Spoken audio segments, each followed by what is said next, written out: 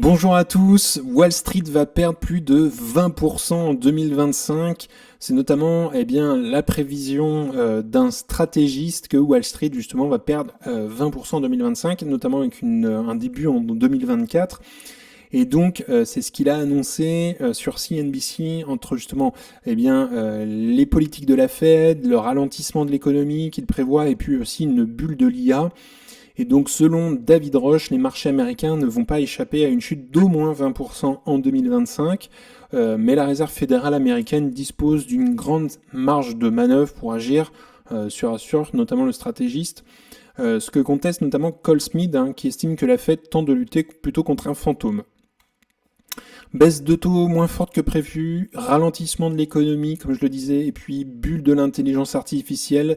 Ça, c'est les trois éléments qui vont expliquer, selon lui, pourquoi Wall Street va entrer en bear market, c'est-à-dire un marché baissier, de plus de 20% à compter notamment de la fin de cette année et en 2025, selon toujours David Roche, qui a été interrogé lundi dernier par CNBC.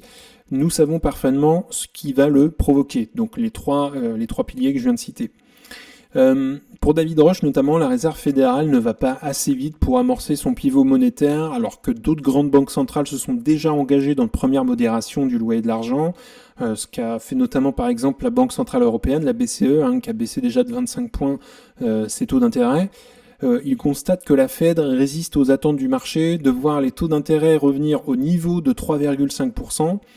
Les taux des Fed Funds est actuellement dans la fourchette de 5,25 à 5,50%, un plus haut depuis 20 ans.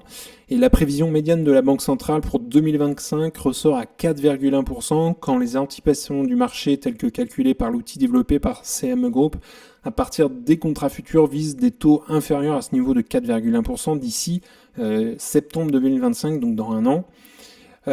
Deuxième élément d'inquiétude, donc les profits des entreprises qui ne sont pas au rendez-vous du fait du ralentissement de l'économie. Enfin, le secteur de l'IA aussi. Et il dit également qu'il est entré dans une bulle dont il sortira au cours des 6 prochains mois, selon toujours David Roche. Ce sera d'ailleurs l'un des facteurs explicatifs de la dégradation de l'environnement économique. Il dit également, je pense que ces trois facteurs sont à même de provoquer un marché baissier d'au moins 20% en 2025. Donc ce que je disais, peut-être d'ailleurs à partir de la fin de cette année, il estime une prédiction qui fait abstraction pour autant de l'issue de l'élection présidentielle qui se tient en novembre notamment de cette année. Il faut se rappeler que à partir de novembre, il y aura l'élection entre justement Kamala Harris, Donald Trump. Il va falloir suivre parce que ça va influencer en général un peu la bourse. Et l'état de la bourse, évidemment, il va falloir suivre ça au mois de novembre, donc dans 2 mois, ça va vite arriver. Autre chose, la Réserve fédérale a opté pour notamment le statu quo, on le sait, il y a 2 semaines, et aussi les mauvais chiffres ISM de l'activité dans l'industrie et de l'emploi pour le mois de juillet, publiés dans la foulée, on nourrit les craintes que justement l'institution ait raté le coche à cette occasion et que son inertie n'accélère une entrée en récession du pays. Donc il y a de la peur en ce moment aux États-Unis. Désormais, en fait, les yeux sont rivés maintenant vers la réunion des 17 et 18 septembre, où les avis divergent justement entre une baisse soit d'un quart ou d'un demi-point des taux d'intérêt. Il va falloir suivre parce que là c'est vraiment la réunion hyper importante du mois de septembre entre ce que va annoncer Jérôme Powell. Est-ce que ça va être 25 points? Est-ce que ça va être bien le double? Donc il va falloir suivre tout ça. Ça va être une des réunions les plus importantes. Évidemment on suivra ça sur la chaîne. Pour terminer un peu, pas de réelle crainte, il dit pour autant du côté du stratégiste qui juge qu'il est probable que la Fed dispose d'une marge de manœuvre suffisante pour réduire ses taux si la situation se révèle pire que prévu. Elle l'a signalé à plusieurs reprises. Cet avis n'a pas été partagé par Cole Smith, qui a de son côté estimé toujours sur CNBC que la Réserve fédérale pourrait disposer au contraire de peu de marge de manœuvre, car elle tente toujours de lutter contre les effets secondaires des mesures de relance budgétaire importantes dans le pays. Il dit la Fed tente de lutter contre un fantôme à certains égards. Ce fantôme, c'est un montant énorme de dépenses fédérales consacrées au déficit, 7% du PIB américain. Et il est très difficile de contrer un problème comme celui-là que vous n'avez pas créé, a-t-il déclaré notamment le 5 août. Je pense que Jay Powell, donc Jay Powell c'est Jérôme Powell, c'est son surnom un peu, fait tout ce qu'il peut pour comprendre ce problème et le contrer par la politique monétaire. mais c'est un problème budgétaire en fait.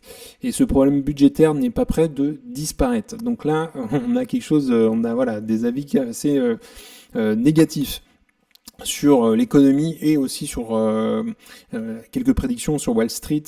Et donc, petite conclusion, moi j'estime qu'il ne faut pas surtout céder à la panique. C'est pas parce qu'il y a un analyste ou deux analystes qui estiment ça qu'il faut les croire sur parole, évidemment.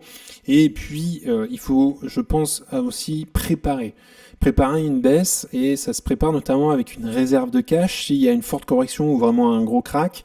Et pour ça, eh bien, il faut aussi faire ses recherches, ses analyses d'actions auparavant, et puis ensuite tout centraliser dans un tableau avec des prix cibles. Et bien, une fois que ces prix cibles, si la bourse dévisse et si ces prix cibles sont marqués, après vos recherches, et bien dès que ça les atteint, et bien il n'y a plus qu'à investir. Vous n'avez plus de questions à vous poser. Est-ce que je dois investir en celle-ci ou celle-ci? Voilà, le travail a été fait vraiment auparavant. Et ça vous permet de rentrer beaucoup plus vite et de profiter justement de la baisse pour pouvoir investir peut-être beaucoup plus au final et d'avoir au final en retour de meilleurs retours sur l'investissement.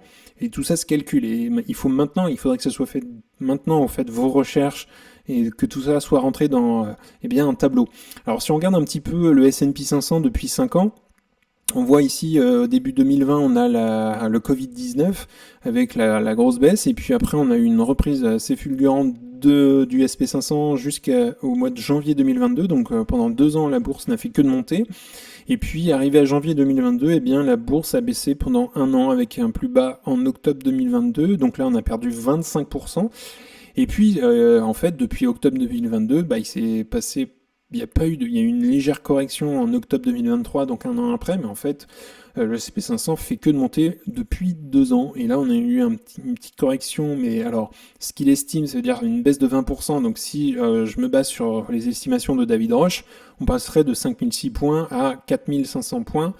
Donc c'est énorme, hein, et là, on pourrait profiter d'opportunités certainement. Alors, 20%, on n'en sait rien, sans doute ça sera rien du tout et ça va continuer à monter sans doute, ou alors est-ce que ça sera pire que 20% ou moins que 20%, ça on peut pas le prédire en fait.